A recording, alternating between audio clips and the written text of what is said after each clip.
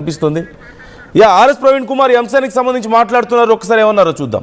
చిల్లరగా ఇంత తుగ్లక్ పాలన చేస్తున్నందుకు వారి నైతికతకే వదిలేస్తున్నా. సో నేను ఎప్పుడు కూడా కుటుంబ సభ్యులను లేకపోతే ఇంకొకరిని ఎప్పుడు టార్గెట్ చేయాలి. అది నా నైజం కాదు, అది నా సంస్కృతి కాదు. రైట్. సో నేను మొదటి నుంచి చెప్తున్నా, నేను రేవంత్ రెడ్డి గారికి వ్యతిరేకంగానో పర్సనల్గా లేకపోతే ఇంకొక మంత్రికి వ్యతిరేకంగా నేను ఏమీ మాట్లాడతలేను. వాళ్ళ కుటుంబ సభ్యుల గురించి అసలే మాట్లాడను. నాకు ఆ సంస్కృతి లేదు, నేను అది నేర్చుకోలేదు. ఎక్కడ నాకు ఎక్కడ టార్గెట్ కూడా ఏం చేయలేదు, నేను ఎవరిని టార్గెట్ చేయలేదు. వాళ్ళ ఇంట్లో వాళ్ళ పిల్లలు ఏం చేస్తున్నారు, వాళ్ళ సతీమణి ఏం చేస్తున్నది, అది నాకు అనవసరమైన విషయాలు. సో ఇవాళ మేము మొదటి నుంచి చెప్తున్నాము, మేము ఆధారాలు ఉంటేనే మాట్లాడతాము. మీ దగ్గర ఇన్ని కుంభకోణాలు జరుగుతున్నాయి, ఈ కుంభకోణాలన్నీ తెలంగాణ ప్రజలకు నష్టం చేస్తూ ఉన్నాయి. తెలంగాణ ప్రజలకు రావాల్సిన ఆస్తిని, తెలంగాణ ప్రజలకు రావాల్సిన డబ్బులను, తెలంగాణ బిడ్డల పొట్టల్లోకి పోవాల్సిన తిండిని మీ మంత్రులు మీ దగ్గర ఎన్నుకుంటే మీ కోటరీలు బొక్కుతున్నారని ఆధారాలను బయట పెడతా ఉన్నాం. వాళ్ళే బహిరంగ చర్చకు రమ్మన్నారు, మేము సవాలు స్వీకరించి వస్తున్నామన్నాము. ముందు వీడు ఎప్పుడు నా మాట వింటలేడు, ప్రవీణ్ కుమార్ ఆయన అని చెప్పి ఆయన కోపంతో నా భద్రత తగ్గించిండు. అది మీకే చెప్పాను ఆ రోజు. భద్రత తగ్గించిండు. భద్రత తగ్గిస్తే నేను చెప్పాను, మరి మీరు ఏమీ పని చేయని కొండల రెడ్డి, తిరుపతి రెడ్డి వీళ్ళకేమో ఆ విదేశాల నుంచి దిగుమతి చేసిన అత్యాధునిక ఆయుధాలు ఇచ్చి, 4 గన్మెన్లు ఇచ్చి మీరు తిప్పుతున్నారు. మేము దేశ రక్షణ కోసం 30 సంవత్సరాలు ప్రాణ త్యాగానికి కూడా సిద్ధపడి కుటుంబాలను వదిలేసి, పిల్లలను వదిలేసి మేము అడవుల్లో లేకపోతే సరిహద్దుల్లో మేము పోరాడినాం. మాకు ఈ ప్రభుత్వాలు పార్టీలకు అతీతంగా మా ప్రాణాలకు ముప్పొద్దని వాళ్ళే రైటింగ్ ఇచ్చారు. ఇచ్చిన తర్వాత మా భద్రత తగ్గించారు. అది మేము రీకన్సిడర్ చేయమని చెప్పినాం. అది రీకన్సిడర్ చేయలేము. గౌరవ హైకోర్టు పోతే హైకోర్టు ఏదో రిలీఫ్ ఇచ్చింది. ఇప్పుడు మళ్ళీ గురుకుల టెండర్ల మీద చర్చకు హరీష్ రావు గారు వస్తేనే మాట్లాడుతూ ఉన్నారు, కేటీఆర్ గారు వస్తేనే మాట్లాడుతూ ఉన్నారు. సరే హరీష్ రావు గారు నేను వస్తున్నా రెడీ అంటే నేను వారిద్దరం కలిసి వెళ్ళాము. తెలంగాణ భవన్ ముందనే కుళ్ళబొడుచుకుంటూ అరెస్ట్ చేశారు. ఇప్పుడు బీఆర్ఎస్లో ఆర్ఎస్పీ గారు కేసీఆర్, కేటీఆర్ అరెస్ట్ అయిన తర్వాత ఎక్కువ టార్గెట్ ఆర్ఎస్పీ టార్గెట్ అవుతా ఉన్నాడు రేవంత్ రెడ్డికి. గతంలో మిమ్మల్ని బానిస అన్నారు, తర్వాత గుండు మెదడు పనిచేయదంటున్నారు, తర్వాత భద్రత తగ్గించారు. ఇప్పుడు మీ మిస్సెస్ ట్రాన్స్ఫర్, అసలు జనరల్గా తెలంగాణలో మీ మిస్సెస్ ఉద్యోగం చేస్తుందనేది కూడా ఎవరికి తెలియదు. మా దృష్టికి తీసుకొచ్చేంత వరకు ఆమె జాబ్ చేస్తుంది, ఆమెను ట్రాన్స్ఫర్ అయింది అనేటువంటిది. గతంలో మీ ఫ్యామిలీని టార్గెట్ చేస్తుంది, ఇప్పుడు మీ మిస్సెసే ట్రాన్స్ఫర్. ఎందుకు ఇంతగానో టార్గెట్ చేస్తాం? రేవంత్ రెడ్డి నైజం అది. తెలంగాణ ప్రజలు ఇప్పుడు అందరూ కూడా గమనిస్తున్నారు. అంత తుగ్లక్ నైజం ఉంది. తుగ్లక్ కూడా మంచోడే ఉంటాడు ఈయనతో పోలిస్తే. సో అలాంటి హిట్లర్ నైజం ఉన్న వ్యక్తి ఇలా తెలంగాణ ఉండడం, ఇలా అవును ఇలా మా వైఫ్ను ట్రాన్స్ఫర్ చేశారు, నా పద్ధతి తగ్గించారు, రేపు మమ్మల్ని చంపేసి పంపిస్తాడు ఆయన. సో కానీ మేము భయపడతామా? అట్లా భయపడటం అయితే ఈ రాజకీయంలోకి ఉంటామా? ఈ విధంగా పోరాడతామా? రేవంత్ రెడ్డి గారు, నేను మళ్ళీ ఆర్టీవీ వేదికగా చెప్తున్నా మీకు, నేను మీరు మమ్మలను చంపినా, మీరు మమ్మల్ని ఏం చేసినా కూడా మేము తెలంగాణ పక్షాన్నే ఉంటాం, తెలంగాణ ప్రజల కోసమే పోరాడతాం. మీ దోపిడీని, అవినీతిని రాజ్యాంగబద్ధంగా ప్రశ్నిస్తూనే ఉంటాం. అదే మేము మా మహనీయుల నుంచి నేర్చుకున్నది. మేము ఎట్టి పరిస్థితులు కూడా వెనక్కి పోము. జై తెలంగాణ. ఇప్పుడు మీ భద్రత తగ్గించారు, ట్రాన్స్ఫర్ అయింది, మీ మిసెస్ గారి ట్రాన్స్ఫర్ అయింది అంటే మిమ్మల్ని కంట్రోలా, దబాయించే ప్రయత్నమా, భయపెట్టే ప్రయత్నమా, ఇట్లనే క్వశ్చన్ చేస్తారా? ఎందుకంటే 2 ఇన్సిడెంట్ అన్నీ ఈయన ఇంటర్లేట్ కాబట్టి వాళ్ళ భార్య మీద ఈ అస్త్రం ప్రయోగించి ఆమెను బంధి చూద్దాం, ఆమెను ఇబ్బంది పెట్టి చూద్దాము. నేను ముందరనే చెప్పిన, మేము దేనికైనా సిద్ధమే రాజకీయం. సో నేను రాజకీయాల్లోకి వచ్చి రాలేదు, ఆమె ఉద్యోగం ఆమె చేసుకుంటుంది. ఈరోజు పొద్దున్నే ఇట్లా నేను అరెస్ట్ అయినో లేదో అర్జెంటుగా ప్రవీణ్ కుమార్ వాళ్ళ భార్యను ట్రాన్స్ఫర్ చేయండి. అంత అవసరమే ఉన్నది? నీకు దమ్ముంటే నాతో చూసుకో కదా. ఆమె ఏమంటుంది?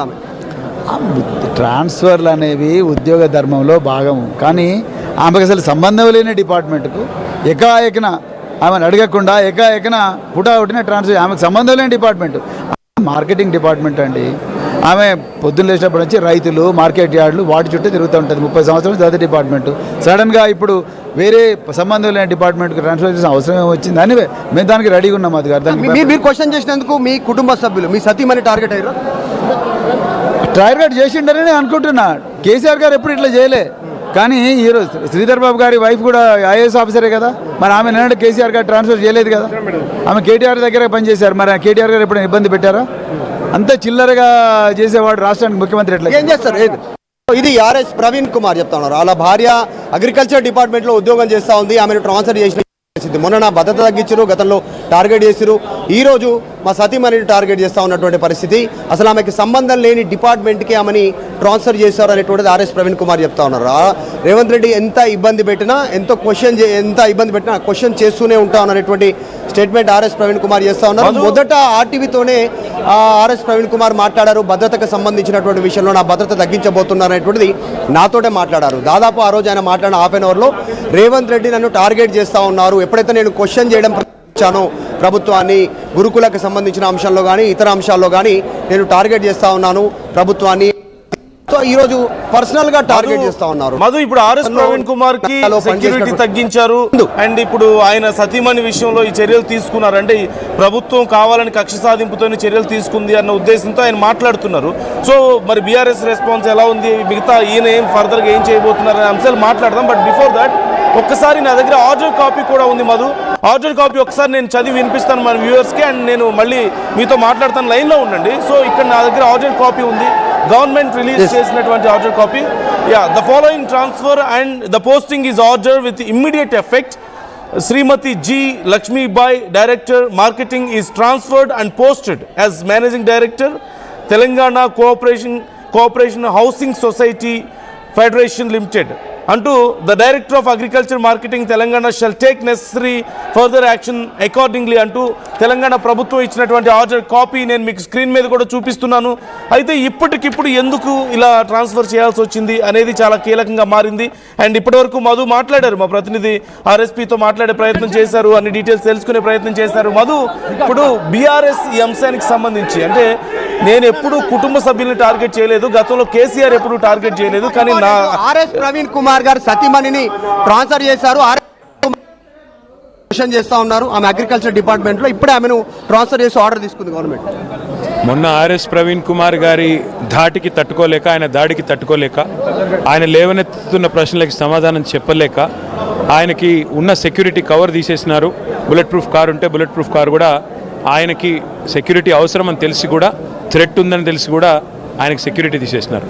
ఇవాళ ఆ వేధింపుల పరంపరలో భాగంగానే శ్రీమతి లక్ష్మి గారికి కూడా ఇప్పుడే ట్రాన్స్ఫర్ అయినట్టు మాకు కూడా ఇప్పుడే తెలుస్తుంది. ప్రభుత్వం యొక్క చేతగానితనానికి, పిరికితనానికి, ప్రభుత్వం యొక్క అసమర్థతకు ఇది ఒక నిదర్శనంగా చూడాలి తప్ప ఇంకోటి కానే కాదు.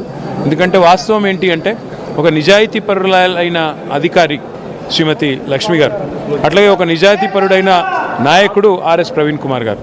చేతనైతే వారు లేవనెత్తిన అంశాలలో సమాధానం చెప్పే ప్రయత్నం చేయండి, స్పష్టత ఇచ్చే ప్రయత్నం చేయండి. నిజంగానే మీరు నీతిమంతులైతే ముందుకొచ్చి పారదర్శకంగా పరిపాలన చేయండి. అంతేగాని ఈ రకంగా కక్ష సాధింపు వల్ల ఏమో సాధిస్తామనుకుంటే రేవంత్ రెడ్డి గారి అజ్ఞానం, మూర్ఖత్వం మాత్రమే అవుతుంది. ప్రభుత్వం వెంటనే తన తప్పును వెంటనే సవరించుకోవాలి.